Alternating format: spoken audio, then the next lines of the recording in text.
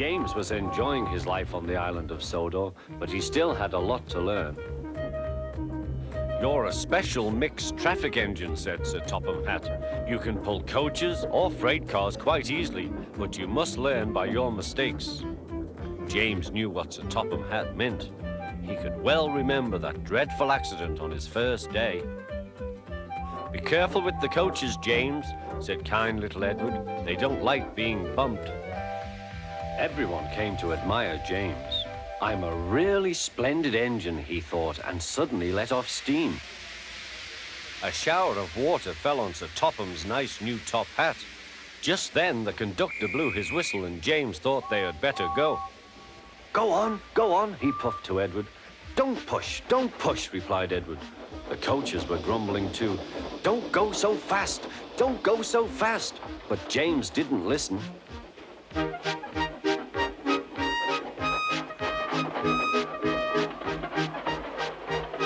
When at last they stopped at the next station, 2 coaches were beyond the platform.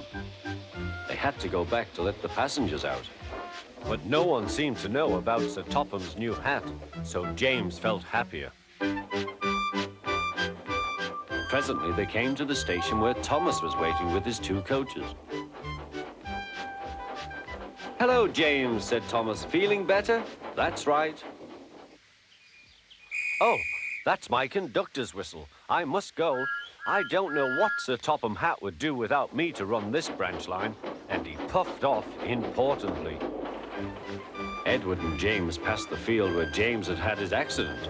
The fence was mended and the cows were back again.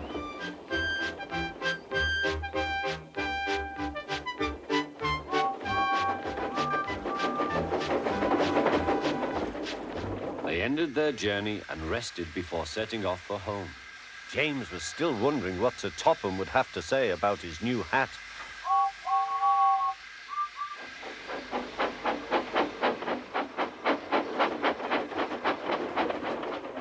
Next morning, he spoke severely to James. "If you can't behave, I shall take away your red coat and have you painted blue." James didn't like that at all. He was very rough with the grumbling coaches as he brought them to the platform. "Don't talk, come on," he called to them. "Gordon never has to fetch his own coaches," he thought to himself, "and he's only painted blue." To make James even more cross, this time no one came near him. "I'll show them," he thought. "They think Gordon is the only engine who can pull coaches."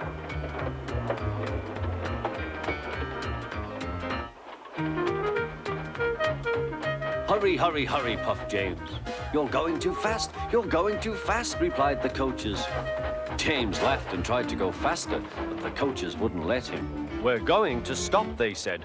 "We're going to stop."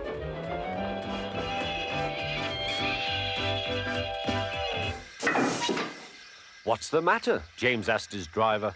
"The brakes are hard on. Leak in the pipe, most likely. You've banged the coaches enough to make a leak in anything." "How shall we mend it?" said the conductor. "We'll do it with newspaper and a leather bootlace," replied the driver. "Well, where is the bootlace coming from?" asked the conductor.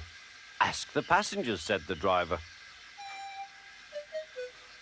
"You have a leather bootlace there, I see, sir," said the conductor to a smartly dressed man.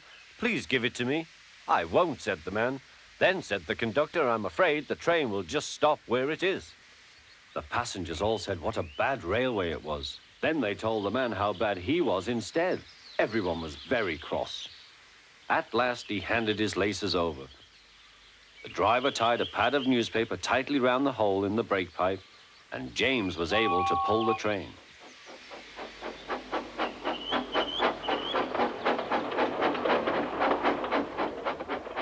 But he was a sadder and wiser James and took care never to bump coaches again.